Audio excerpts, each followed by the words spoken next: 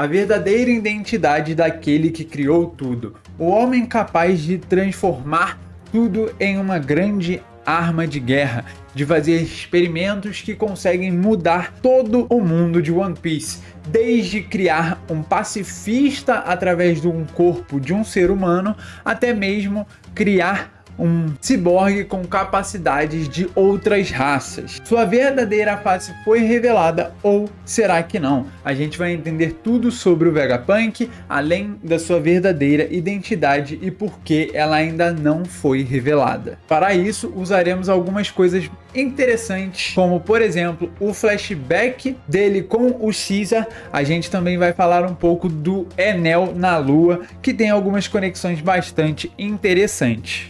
Então vamos lá, primeiro baseado nas criações que a gente viu dele. O robô em que ela está dentro é chamado de Vegaforce 1 com o número 12 nos seus ombros. Isso pode significar que aquela Vegaforce 1 seria o primeiro esquadrão especial, digamos assim, das forças do Vegapunk número 1. E o 12 seria o modelo daquele em específico. A isso a gente tira um pouco de como funciona os Battle Franks criados pelo próprio Frank. Toda vez que a gente viu o Frank utilizando alguma coisa diferente no seu corpo, ou até mesmo nos navios que ele criava, a gente via vários Battle Franks com numerações diferentes, representando o número pelo qual aquele foi criado. E eu acho que o Vegapunk aqui segue o mesmo padrão. O número 12 seria o número em que aquele robô gigante se classificava em relação às outras criações. E Vegaforce 1 seria esse modelo em específico, essas forças em que ele pode entrar dentro dos robôs e agir com espontânea liberdade, como se a consciência do seu corpo passasse para o robô. Já no Tubarão a gente tem algo diferente, é só Vegapunk 03, algo um pouco diferente do próprio robô. E isso seria relacionado com criações especificamente desse tubarão. A gente viu quando ela sai que ela fala sobre a falha que é tentar tirar os instintos daquele animal. E o tubarão, por ter instintos de querer comer os navios, acabava esquecendo das ordens que foram dadas. O modelo 3 seria para representar quantos daqueles tubarões, em específico aquele tubarão, foi criado. Pelo menos é assim que eu vejo. Já quando ela sai, a gente pode ver algumas outras coisas interessantes. Primeiro, a gente vê o Punk 02 no seu traje, e isso pode significar que não é de verdade o corpo do Vegapunk. Pode ser uma consciência, pode ser o próprio Vegapunk num outro corpo, pode ser a filha dele, entre outras opções que eu falei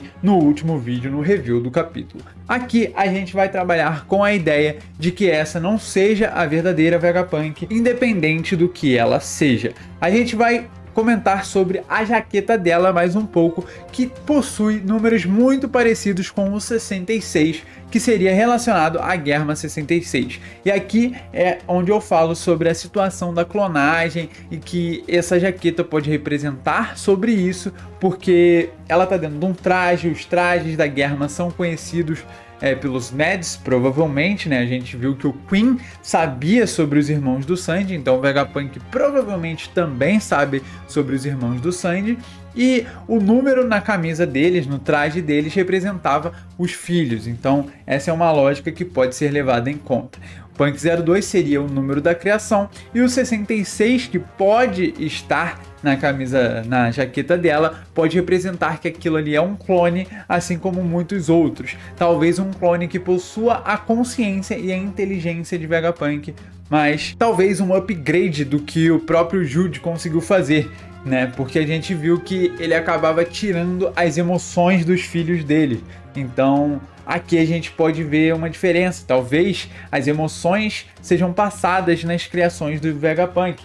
Tanto que, por exemplo, se a gente for pegar o tubarão, as emoções, as vontades dele permaneceram, coisa que é um pouco diferente do que só receber ordens e acatá-las. Então pode ser que de fato isso seja um robô com a inteligência suficiente para ser equiparado ao Vegapunk, porém obviamente não o seu verdadeiro corpo. A gente já viu o verdadeiro corpo e a cabeça do Vegapunk é meio que uma cabeça de ovo, né? Aquela cabeça um pouco esticada para cima, que é um pouco conhecida. E aí a gente tem algumas conexões com isso.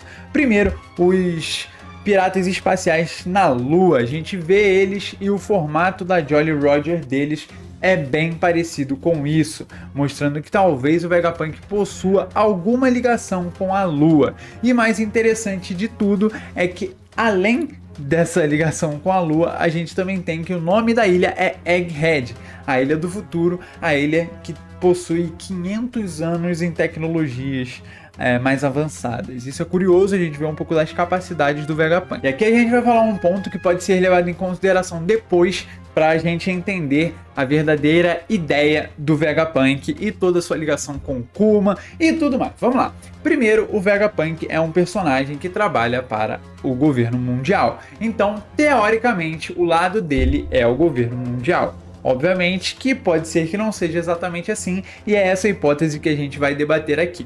Primeiro, a gente tem que levar em conta que a SWORD está nessa ilha, e a SWORD a gente já teve diversas cenas em que mostrava que a SWORD tinha um caminho um pouco diferente do governo mundial, principalmente, que as ideias não eram compartilhadas e que eles tentavam fazer a própria justiça do jeito deles.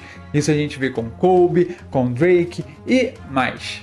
E se aproximando dessa ilha, vemos que mais personagens da SWORD apareceram, mostrando que, por mais que seja um QG da Marinha, ali a gente vai ter muitos personagens que talvez não obedeçam 100% às ordens dos marinheiros, do governo mundial, até mesmo do próprio Akainu, e que possuem uma maior liberdade nas suas decisões. A gente também vê o Smoker e a Tashigi juntos lá, que pode mostrar que talvez eles também façam parte dessa organização.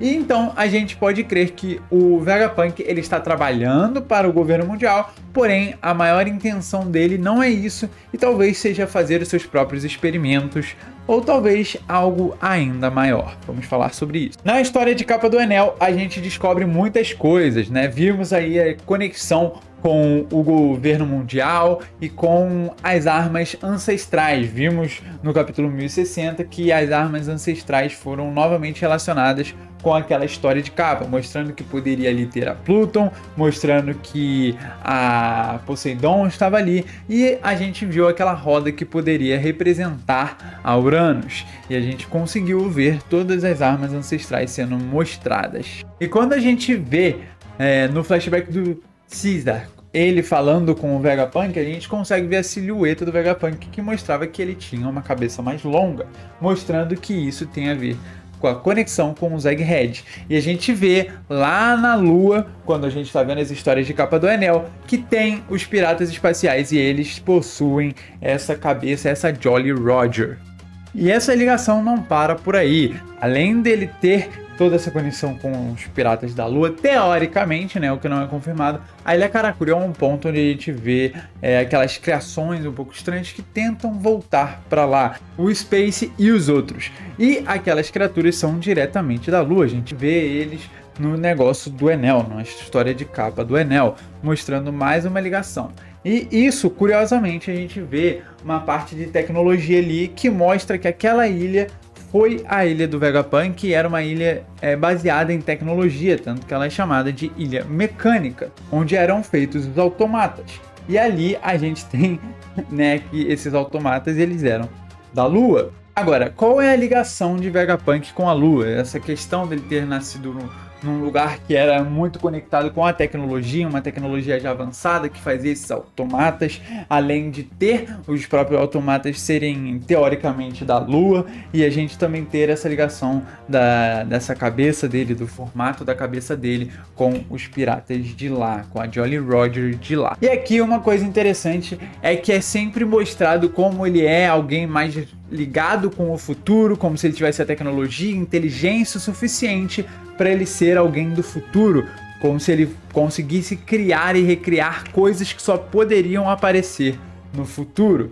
E a gente leva isso muito em conta porque a gente sabe que existe uma fruta que poderia levar as pessoas para o futuro. Talvez uma fruta que trouxe alguém para o passado, porque o futuro era tão turbulento que alguém precisou mexer alguns pauzinhos para mudar o destino do mundo. Isso pode ser algo que realmente aconteceu. E aí, o porquê que isso é importante dizer? Porque o Vegapunk voltaria no passado para, de alguma forma, mexer com o mundo, sendo que ele trabalha para o governo mundial. E aqui está o ponto.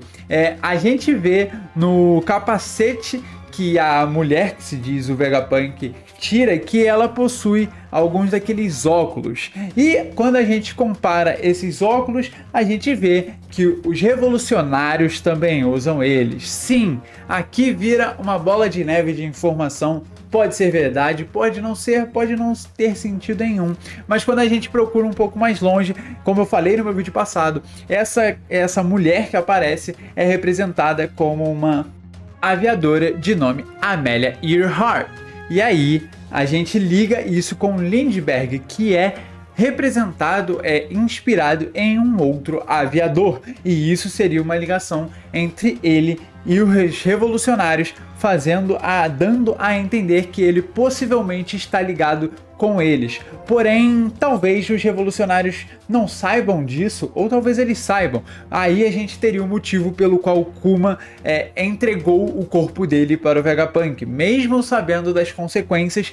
Se ele tivesse a capacidade de mudar um pouco o mundo daquele jeito, ele iria fazer. Independente do preço, o importante é o bem ser feito. E a gente sabe do que é capaz o governo mundial. Um pouco dessa ética dele a gente pode ver quando ele expulsa o Caesar do time dele, né? Que a gente vê que ele foi expulso por algumas questões que ultrapassam o bom senso. Então a gente pode crer que o Vegapunk tem uma cabeça um pouco mais levada para o certo do que para tentar controlar e dominar o mundo. Talvez mesmo os serafins sendo feitos, a intenção deles no fundo é virar tudo isso o jogo na hora de lutar contra o governo mundial. E aí faria sentido com o fato de todos os Gorosei estarem para jogo e poderem, como eu falei já numa teoria que eu vou deixar linkada aí no vídeo, serem armas ancestrais. Claro, eu sei que isso é muito longe, a gente vê um pouco disso de fato, da ideia dele ser muito aberto, e talvez ele não faça tão jogo duro para agradar a quem trabalha para ele, digamos assim, porque ele ajudou o Kuma quando o Kuma foi tentar segurar os piratas para não capturarem o Sunny. Então foi algo que ele fez de bom coração, sabe? Ele não precisava fazer. Se ele estava ajudando ali indiretamente os piratas do Chapéu de Palha, pode ser que ele estava junto com o Kuma para alguma coisa. Mesmo que o Kuma fosse perder, talvez fosse para perder agora, para no futuro ele poder provar que ele está do lado do governo mundial, e quando o jogo virasse de uma vez por todas, ele se juntasse aos revolucionários. Claro, a ideia dele ter voltado no tempo é um pouco abstrata, pode ser que isso não seja provado, mas esses óculos e essa questão de estar ligado com a aviação, mesmo que seja só um paralelo para ligar eles dois, é bastante interessante. A questão de voltar no futuro, voltar do futuro para o passado e consequentemente para o presente, seria mais porque o Vegapunk possui o conhecimento do futuro, e a gente sabe que em algumas obras, né, até mesmo o próprio Dragon Ball, a gente vê o futuro completamente destruído e logo depois a gente vê alguém conseguindo aumentar a tecnologia, no caso a Bulma em Dragon Ball, fazendo o Trunks voltar para o presente para conseguir alterar o curso da história. E eu acho que aqui é visto a mesma coisa, a gente tem o mesmo caso. Como que alguém possui um conhecimento de 500 anos à sua frente? Isso é muito curioso, né? Então eu acho que voltar do futuro pode ser uma opção, já que a gente já viu alguém sendo enviado para ele. Mas lembrando, sempre tratando esse assunto com muito cuidado, porque viagem no tempo sempre é complicado, é delicado. Se for feito de maneira equivocada, pode ser muito mais um problema do que uma solução. Ele também pode simplesmente ser muito inteligente e ser o homem que conseguiu avançar todas as tecnologias, mas é apenas levantando suposições e fazendo sentido ele hoje estar com os revolucionários. Porque aí ele poderia simplesmente falar pro Kuma: eu sei dos seus objetivos, eu sei o que vocês querem fazer, me deixe ajudar. Ou ele pode simplesmente já ser dos revolucionários antes, o que eu acho um pouco improvável. Mas deixe aí nos comentários a sua opinião, deixa aqui o seu like e se inscreva aqui no canal para ficar ligado em todas as novidades sobre One Piece. E eu vou ficando por aqui. Se você gostar e quiser me apoiar, é de graça, ajuda aí, dá essa moral e até o próximo vídeo.